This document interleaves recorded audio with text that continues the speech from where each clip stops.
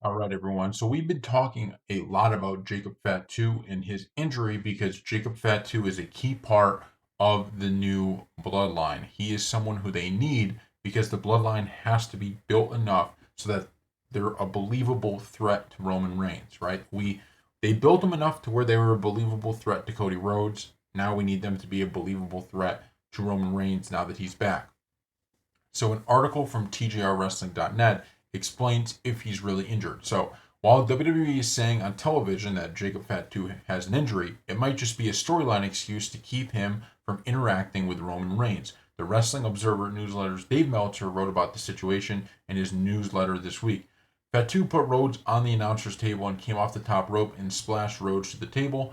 Fatu was selling the idea that he injured himself. The injury spot itself was planned as a way to keep Fatu out of the ring and not interact at all when Reigns came out. WWE to the public said he was hurt, and there was a photo of him in a walking boot. We never got clarification if he was actually hurt past storyline, as it was a question avoided by a few. We'll see. And being told past he was banged up but was good. But obviously he had to sell it big when it happened. Off camera, he was helped to the back and was limping, but that was also something you would do in that situation. So according to Dave Meltzer, there might be a chance that this was just all kind of storyline, right? And that he's not actually hurt. And I think if that is the case, that's going to be a great decision by WWE to do this because I think what they're saying is perfect, right?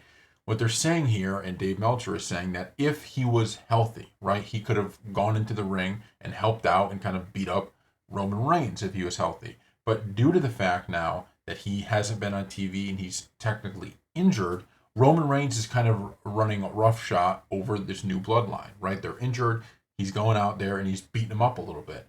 Well, the beauty of this is that now you can have Jacob Fatu return and you can have him, put a little bit of fear into Roman Reigns. You can have him beat him up a little bit. You can have Paul Heyman sell whenever Paul Heyman makes his official return back on Roman Reigns' side. You can have him really sell how scary Jacob Fatu is, and now you've built a equal new bloodline, and you've built the Roman Reigns old slash new bloodline, right? I think this is really good stuff by WWE. We don't know if it's actually true or not, or if he actually got hurt. I will say, if you watch the video of when he does get hurt, it's really it would have been a very weird injury.